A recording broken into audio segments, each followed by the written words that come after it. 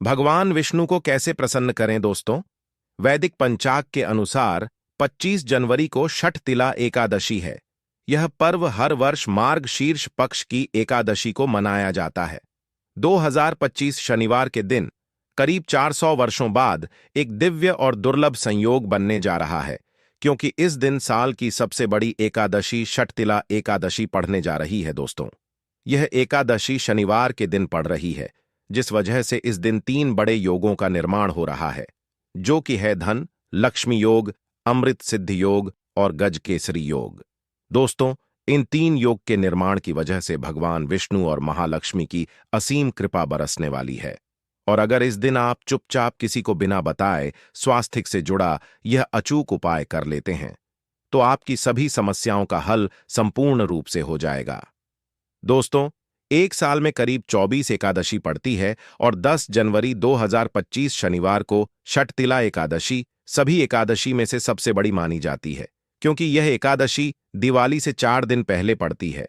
व्रत रखता है उस पर माता लक्ष्मी जल्दी ही प्रसन्न हो जाती है। इस दिन स्वास्थ्य से जुड़ा यह अचूक उपाय आपकी हर परेशानी को कर देगा, चाहे वह धन को लेकर हो या सेहत या संतान की प्राप्ति को लेकर। इसीलिए दोस्तों, वीडियो को आखिर तक जरूर देखें। और दोस्तों, अगर आप भी अपने जीवन में भगवान श्री हरि विष्णु की कृपा पाना चाहते हैं, तो इस वीडियो को लाइक करके कमेंट में जय श्री हरि जय मान लक्ष्मी लिखना ना भूले। दोस्तों, षठतिला एकादशी का दिन श्री हरि विष्णु को और भोलेनाथ नाथ को समर्पित है। इस दिन जगत के पालनहार श्री हरि विष्णु अपनी 4 महीने की योग्य निद्रा से जागते हैं। इसके बाद से ही सभी मांगलिक काम आरंभ हो जाते हैं। इसके अलावा एकादश भगवान विष्णु को प्रसन्न करने के लिए भी बेहद उत्तम मानी जाती है। इस दिन भगवान विष्णु को प्रसन्न करने के लिए कुछ लोग व्रत रखते हैं और पूजा करते हैं। इस दिन सच्ची श्रद्धा और भक्ति भाव से भगवान विष्णु की पूजा करने से सभी मनोकामना पूर्ण होती है। दोस्तों, स्वास्थिक अत्यंत प्राचीन काल भारतीय संस्कृति में कल्या का चिन्ह समझा जाता रहा है। इसीलिए कि किसी भी शुभ काम को करने से पहले स्वास्थ्य चिन्ह अंकित करके उसका पूजन किया जाता है। मान्यता है कि ऐसा करने से कामों में सफलता मिलती है, क्योंकि स्वास्थिक के चिन्ह को शुभता का चिन्ह समझा जाता है। इस तरह स्वास्थिक का अर्थ अच्छा या मंगल करने वाला ऐसा बता गया है। मेन वर्णित है स्वस्थिक सर्वदा, अर्थात सभी दिशाओं में सबका कल्याण हो। इस तरह स्वास्थ्य एक शब्द से किसी व्यक्ति या जाति विशेष का नहीं, परंतु संपूर्ण विश्व के कल्याण या वासुदेव की भावना निहित है। किसी भी शुभ काम को करने से पहले गणेश जी का नाम लेते हैं, और हिंदू धर्म में स्वास्थिक को गणेश जी का भी प्रतीक समझा जाता है। वैसे तो किसी भी शुभ काम को पहले स्वास्थिक बनाकर ही थामे रखते हैं और पूजा करते हैं, क्योंकि ऐसा करने से मेन खुशियां बढ़ती हैं। स्वास्थिक में 4 तरह की रेखाएं होती हैं और इनका आकार भी एक समान ही होता है। रावेद की भाषा में स्वास्थिक को सूर्य का प्रतीक समझा गया है और उसकी 4 भुजाओं को उपमा दी गई है। पौराणिक मान्यता है कि 4 दिशाओं यानी पूर्व पश्चिम उत्तर दक्षिण की ओर यह 4 भुजाएं इशारा करती हैं, और हिंदू धर्म में इनको 4 वेदों से जोड़कर भी कहा जाता है, यानी ऋग्वेद, यजुर्वेद, अथर्ववेद और सावेद। स्वास्थिक की 4 रेखा सृष्टि से रचनाकार भगवान ब्रह्मा के 4 सिरों को दर्शाती हैं, और 4 पुरुषार्थ यानी 4 आश्रम, 4 लोग, 4 देव यानी ब्रह्मा, विष्णु, महेश और गणेश की तुलना भी की गई है। इसके मध्य में जो बिंदु है भगवान विष्णु की नाभि मानी जाती है, जिसमें से भगवान ब्रह्मा प्रकट होते हैं, और स्वास्थिक की 4 रेखाएं एक घड़ी में चलती हैं, जो संसार की सही दिशा में चलने का चिन्ह है। यह है स्वास्थ्य महत्ता। इस एकादशी दिन घर के मुख्य द्वार पर शुभ मंगल चिन्ह स्वास्थिक स्वरूप बनाएं। आप चावल और कुमकुम की सहायता से बना सकते हैं, चावल और हल्दी के घोल से बना सकते हैं, या फिर कुमकुम यानी सिंदूर और घी, सिंदूर और तेल मिलाकर रर के भी बना सकते हैं। ऐसा करने से वास्तु दोष दूर हो जाता है। इससे मनोकामना हो की पूर्ति हो जाती, घर से क्लेश कलह बेचैनी दूर हो जाती है, तंत्र मंत्र क्रिया से भी रक्षा होती है। इसे शुभ काम के पहले अंकित किया जाता है, क्योंकि स्वास्थिक को मान सम्मान, सफलता और उन्नति का प्रतीक समझा जाता है। उपाय अलग होते हैं। अगर जीवन बहुत परेशानियां हो तो एकादशी के दिन तांबे या चांदी का स्वास्तिक प्राण प्रतिष्ठा करवाकर घर की चौखट पर लगवा दो। बाजार से अलग अलग साइज के मिल जाते हैं। उसे लाकर पूजा घर में रखकर पूजा करें। इससे घर में लक्ष्मी का वास हो जाता है। लक्ष्मी प्राप्ति हेतु चांदी का स्वास्तिक नवरात्रों में भी लगाया जाता है, परंतु सबसे अच्छा है कि सिंदूर और घी या तेल मिलाकर के यह या फिर चावल और हल्दी के घोल से बना दे के मुख्य द्वार पर स्वास्तिक बनाते हैं तो ज्यादा बड़ा मत बनाइए। 9 अंगुल से बड़ा बिल्कुल नहीं होना चाहिए, 3-4 अंगुल का बनाइए, यह उत्तम होगा। अगर आपके घर के सामने पेड़ या खंभा है तो वास्तु दोष उत्पन्न होता। ऐसे में वास्तु दोष के प्रभाव को स्वास्तिक रोकता है। स्वास्तिक का चिन्ह देवता को प्रसन्न करने के लिए खासकर बनाया जाता है। एकादशी तिथि पर आप थाली में या चौकी पर स्वास्तिक बनाकर उस पर मूर्ति करते हैं तो देवता प्रसन्न हो जाते हैं। आप चाहे तो घर के मंदिर में इष्ट देवता के पास स्वास्तिक का चिन्ह रख सकते हैं। तो दोस्तों, स्वास्तिक के कौन कौन से उपाय घर में लाते हैं, धन प्राप्ति कराते हैं, जानते हैं इस वीडियो में। परंतु दोस्तों, उससे पहले आपसे रिक्वेस्ट करते कि वीडियो को लाइक जरूर करिएगा, दोस्तों को शेयर कर दीजिएगा। और अगर अभी तक आपने चैनल को सब्सक्राइब नहीं किया है तो चैनल को सब्सक्राइब करके बेल दबाइए। दोस्तों, इस एकादशी पर मुख्य द्वार की दहलीज के दोनों तरफ स्वास्तिक का चिन्ह बनाकर उसकी पूजा करें। स्वास्तिक पर चावल की ढेरी बनाएं और एक एक सुपारी रख दें। तो ऐसा करने से अपार धन की प्राप्ति होती है, कामों में सफलता मिलती है। इस एकादशी के दिन नहाने के पानी में तुलसी का पत्ता या बेलपत्र डालकर नहाई। यह स्नान के जल में जब आप बेलपत्र डाल देते हैं तो सभी तीर्थ स्थानों में स्नान करने सम्मान पुण्य फल आपको हासिल हो जाते हैं। आप चाहे तुम्हें कुशा घास भी डालकर नहा सकते हैं। एकादशी पर भगवान श्री हरि विष्णु जी के साथ ही मान हॉल लक्ष्मी और भगवान शिवा की पूजा करें। इस दिन इनके संयुक्त पूजन से आपके जीवन की सारी परेशानियां समाप्त हो जाती हैं। इस दिन आप अपने घर के पूजा स्थान पर एक में कुमकुम से स्वास्तिक बना लें। स्वास्तिक के ऊपर तो थोड़े से अक्षत और एक सुपारी रख दें। इसे 21 दिन तक वही रहने दें। बाद में सुपारी को उठाकर की मूर्ति के पास रख दे।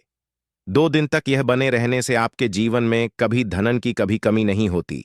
इस एकादशी पर आप यह उपाय कर लेंगे तो लंबे समय तक यह आपको लाभ देता रहेगा। पितरों की कृपा पाने के लिए भी स्वास्तिक काम आता है। इसके लिए स्वास्तिक का चिन्ह घर के मुख्य द्वार के गोबर से बनाना चाहिए। इससे घर की सुख शांति बनी रहती है, पितरों की कृपा बरसती है। दोस्तों, कहा जाता है कि एकादशी के दिन पीपल की जड़ में अगर एक लोटे जल में एक छुटकी काले तिल और थोड़ी सी शक्कर डालकर जल अर्पित करें तो इससे पितृदेव की विशेष कृपा मिलती है और धन लक्ष्मी भी प्रसन्न हो जाती है। धन दौलत सुख सम यश मान सम्मान में वृद्धि होती चली जाती है। अगर आपकी कोई विशेष मनोकामना है, उस मनोकामना की पूर्ति के लिए आप एक विशेष उपाय कर सकते हैं। दोस्तों, कई बार लंबे समय तक हम किसी मनोकामना को लेकर चलते हैं, अनेक प्रयासों बाद भी पूर्ण नहीं हो पाती। ऐसे में एकादशी के दिन आप आसपास के किसी भी मंदिर में जाकर मंदिर की दीवार पर सिंदूर से उल्टा स्वास्तिक बना दें। मनोकामना पूर्ति की प्रार्थना भगवान से करें, जरूर पूर्ण हो जाएगी। और जब आपकी मन्नत पूरी हो जाए तब जाकर वहीं पर सीधा स्वास्तिक बना दें और भगवान को धन्यवाद दें। इस एकादशी पर भगवान श्री हरि की पूजा करेंगे तो उन्हें 2 हल्दी की गांठें जरूर अर्पित की और बाद में हल्दी की गांठ को कपड़े में लपेटकर तिजोरी में रख दें। आपने पहले भी हल्दी की गांठें रखी हो है तो उसको ही पूजक वापस रख दे। दोस्तों, एकादशी पर विष्णु जी की पूजा में उन्हें केसर कमल का पुष्प के लिए गेंदे का फूल अर्पित करें। जिस थाल को आप गन्ने से बजाएंगे उस थाल में भी सिंदूर से एक स्वास्तिक का चिन्ह जरूर बना लें। उस स्वास्तिक के दोनों तरफ 2 खड़ी रेखाएं भी बनाएं। फिर उस थाली को हुए प्रभु को जगाए मंगलाचार की। यह स्वास्तिक का चिन्ह आपके जीवन की सारी परेशानी को दूर करेगा, जीवन में खुशी। इस एकादशी के दिन विशेष मंत्र का जाप जरूर करें। आप मंत्र का जाप कर सकते हैं या फिर विष्णु जी के महामंत्र ओम नमो भगवते वासुदेव देवाय का, इसमें से किसी भी एक मंत्र का जाप कर सकते हैं। जो भी मंत्र आसान लगे उसका जाप कर लें। इस एकादशी के दिन अपनी मनोकामना की पूर्ति के लिए यह उपाय कर सकते हैं। आप तुल में जब अर्पित करेंगे तब एक लोटे में जल लेकर उसमें छुटकी हल्दी, 2-4 बूंदें दूध, थोड़ी सी मिश्री और एक छुटकी अक्षर डालकर ही अर्पित करें और शाम के समय तुलसी के समक्ष घी का दीपक जलाएं। इस दीपक में एक का रख दें और बाद में इस सिक्के को उठाकर संभाल के रखें। तुलसी को विष्णु प्रिय भी कहते हैं, इसलिए देवता जब जागते हैं तो सबसे पहले प्रार्थना तुलसी की सुनते हैं। वैसे यह सिक्का रोज के दीपक में भी आप डालकर दीपक जला सकते हैं। ऐसा करने से सससस का सिद्ध हो जाएगा। फिर जब भी महत्वपूर्ण काम से आप घर से बाहर हैं तो इस सिक्के को साथ में रखकर निकले। आपको काम में सिद्ध जरूर हासिल मिलेगी। इस दिन दीपक का उपाय जरूर ही करें। एक दीपक घर के मुख्य द्वार पर अंदर की तरफ से या फिर पास के किसी मंदिर में, एक दीपक तुलसी के नीचे, एक दीपक अपने घर के पूजा स्थान पर इस दिन जरूर जलाएं। पूज के बाद जरूर करें। आरती की थाल में कुमकुम से स्वास्तिक बनाकर उस पर फूलों की पंखुड़ी और तो अक्षत रखकर फिर दीपक जलाकर प्रभु की आरती करें। सर्वोत्तम होगा। परंतु याद रखें कि भगवान श्री हरि विष्णु को अक्षत अर्पित नहीं किए जाते, मां लक्ष्मी को अर्पित किए जाते हैं। अगर विष्णु जी को अर्पित करना चाहते हैं तो हल्दी से रंगा कर रर ही पी लें। अक्षत अर्पित करें तो दोस्तों विधि विधान से इस दिन पूजा आराधना करें, स्वास्तिक के उपाय जरूर करें और विष्णु जी के साथ ही शिवाजी और माता लक्ष्मी की असीम कृपा पा को बनाए। दोस्तों, भगवान विष्णु की कृपा के लिए इस एकादशी के दिन स्नान करते समय पानी में एक चुटकी हल्दी डाल लें। इसके बाद स्नान करें और पीले रंग के वस्त्र धारण करके भगवान विष्णु की विधि विधान से साधना करें। इस एकादशी के दिन श्री हारिका सबसे पहले गाय के दूध से और फिर शंख में गंगा जल भरकर स्नान करा। इसके बाद उन्हें पीले रंग के वस्त्र अर्पित कर मानता कि इस एकादशी के दिन ऐसा करने से भगवान विष्णु का विशेष आशीर्वाद हासिल होता है।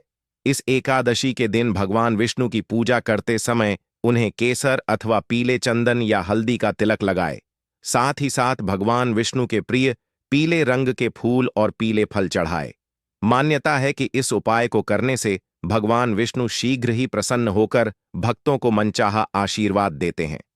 आपके नजदीक भगवान विष्णु का मरना हो तो आप भगवान विष्णु के अवतार भगवान श्री कृष्ण की मूर्ति की भी पूजा करके इस एकादशी का पुण्य फल हासिल करें। ईश्वर की साधना आराधना में मंत्र जप का विशेष महत्व होता है। ऐसे में राम दरबार की तस्वीर अपने घर में लेकर आए और श्री राम दरबार की तस्वीर का पूजन कर या उनकी मूर्ति या उनसे जुड़ी किसी तरह की कोई चीज आपके पास है तो आप उनका पूजन करें। सारे देवी देवताओं का आपको आशीर्वाद मिल जाता है। हनुमान जी से लेकर सीता माता, भगवान श्री राम और अन्य देवी देवताओं का भी आशीर्वाद मिल जाता है। निश्चित तौर पर अपने घर के पूजा घर में एक साथ आप यह तस्वीर रख सकते हैं। इससे आपके जीवन में राज्य योग की हासिल हो सकती है।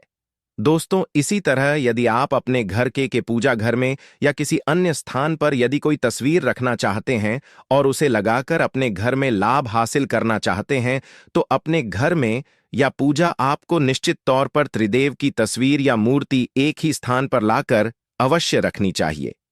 ब्रह्मा, विष्णु और महेश, इन तीनों की संयुक्त से एक साथ तस्वीर अपने घर के मंदिर में या अपने घर में कहीं भी लाकर रख देनी चाहिए। समझा जाता है कि इन तीन देवताओं के एक साथ दर्शन करने मात्र से हमारे बड़े से बड़े विघ्न और बड़े से बड़े कर्ष ऐसे ही समाप्त हो जाते हैं। इसी वजह से इन तीनों की एक साथ में तस्वीर या मूर्ति लाकर आपको पूजा अवश्य करनी चाहिए। दोस्तों, अब बात करते हैं कि कुछ ऐसी तस्वीरें होती हैं या ऐसी मूर्ति होती हैं जिनको आपको अपने पूजा घर में स्थान ही नहीं देना चाहिए। यदि आपने इन तस्वीरों को या मूर्ति को अपने घर के पूजा घर में स्थान दिया है तो समझ लीजिए कि आपको कंगाली का सामना करना पड़ेगा या फिर देवी देवताओं की क्रोध दह का सामना करना पड़ेगा। दोस्तों, और एक बात बता कि मंदिर में कभी भी विषम संख्या में गणेश जी की मूर्तियां ना रखें, जैसे कि 1, 3 या 5 ऐसे रखना समझा जाता है। 2 मूर्तियों को एक साथ रखना शुभ समझा गया है। यदि आप सिर्फ गणेश जी की मूर्ति रखते हैं तो इसके अलावा किसी भी तरह की मूर्ति आपको नहीं रखनी चाहिए। दोस्तों, स्थापित करते वक्त ध्यान दें कि गणेश जी का चेहरा सदैव घर के मुख्य दरवाजे की तरफ होना चाहिए, ताकि आपको अच्छे और सच्चे धन लाभ की हासिल हो। और इस बात का ध्यान रखें कि घर में अंगूठे से बड़े आकार का शिवलिंग आपको भूल कर भी नहीं रखना चाहिए। सदैव एक छोटा सा शिवलिंग रखें और इससे ज्यादा शिवलिंग नहीं रखने चाहिए। दोस्तों, वैसे तो कोई अपने घर में शिवलिंग रखना ही नहीं चाहिए। उसके बाद भी यदि रखते हैं तो अंगूठे से बड़े आकार का शिवलिंग आपको नहीं रखना चाहिए। आप छोटा शिवलिंग रख दें और ध्यान रखें कि एक से ज्यादा शिवलिंग आपको भूलकर भी नहीं रखने हैं। घर में यदि आप शिवलिंग रखते हैं तो शिवलिंग के ऊपर आपको तुलसी भूलकर भी अर्पित नहीं करनी चाहिए। यदि आपने शिवलिंग रख लिया है और उस पर तुलसी अर्पण कर दी तो देवी देवताओं के का आपको सामना करना पड़े। दोस्तों, मंदिर में यदि आप जी की तस्वीर रखना चाहते हैं, आप हनुमान जी के अनन्य भक्त हैं, तो बैठे हुए हनुमान जी की मूर्ति ही रखें। उन्हें शी का 25 रुद्र अवतार समझा जाता है, इसीलिए उनकी भी शिवलिंग की तरह ही मूर्ति रखें। साथ ही जो पति पत्नी होते हैं, नए वैवाहिक जीवन की शुरुआत करते हैं, तो हनुमान जी की मूर्ति या तस्वीर को अपने कमरे में, अपने बेडरूम में आपको भूलकर भी नहीं रखनी चाहिए। अन्यथा इससे जीवन कई तरह के दोषों का सामना करना पड़ता है। दोस्तों, हनुमान जी ब्रह्मचारी हैं, तो इस आपको अवश्य ध्यान रखना चाहिए। दोस्तों, राधा कृष्णा की मूर्तियों को यदि आप जैसे अपने क्षण कक्ष में सोते हैं और उन्हें आपके बेर के सामने की तरफ रखा है, कक जैसे कि आप सुबह उठे और आपको उठते ही पहले उनके के दर्शन हो जाएं, तो समझ लीजिए कि आपका जीवन मालामाल होने वाला है। किसी भी तरह का कोई दोहक, धन की चिंता आपके जीवन में रहेगी। दोस्तों, इसी तरह यदि माता दुर्गा की तस्वीर आप अपने घर में लेकर आना चाहते हैं और चाहते हैं कि माता दुर्गा की तस्वीर के माध्यम से आप जीवन में समृद्ध देखें, तो दोस्तों, भूल कर भी आपको माता दुर्गा की क्रोधित अवस्था की तस्वीर, जैसे कि महाली की तस्वीर या फिर महिषा का वध करते हुए या क्रोधित अवस्था में माता लक्ष्मी की, माता दुर्गा की तस्वीर लाकर आपको उनकी पूजा नहीं करनी चाहिए। दोस्तों, सदैव और सुंदर मुख वाली तस्वीर ही अपने घर के अंदर लाकर पूजा करनी चाहिए। इसे बहुत ही शुभ और मंगलकारी समझा जाता है। दोस्तों, इस बात का ध्यान रखें कि यदि आप अपने घर में मूर्तियां रखते हैं तो आपको इन पर भूलकर टूटे चावल नहीं चढ़ाने चाहिए, और बेहतर होगा कि आप हल्दी में चावल को पीला करके ही वह चावल चढ़ाएं। किंतु टूटे हुए चावल आपको भूलकर भी माता लक्ष्मी को या अपने घर में देवी देवता नहीं चढ़ाने चाहिए। दोस्तों, इसी तरह इस बात का भी ध्यान रखें कि अपने घर के मृत परिजनों की या पूर्वजों की तस्वीर मंदिर में स्थापित ना करें। ऐसा करना अशुभ समझा जाता है, और यदि आप ऐसा लगातार कर रहे हैं तो निश्चित तौर पर आपके परिवार के ऊपर दोष लग सकता है। पितरों का भी दोष सकता है। पितरों की पूजा एक अलग स्थान पर की जाती है, घर के मंदिर में उनको स्थापित नहीं किया जाता है। दोस्तों,